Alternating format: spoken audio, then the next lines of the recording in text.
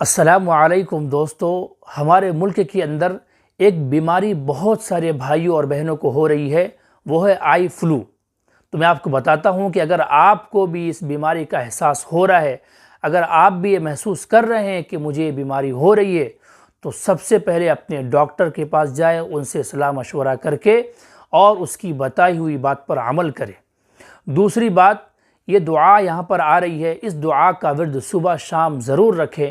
अल्लाहुम्मा आफ़िनी फ़ी बदनी, अल्लाहुम्मा आफ़िनी फ़ी समई, अल्लाहुम्मा आफ़िनी फ़ी बसरी, ला इलाहा इल्ला अंत।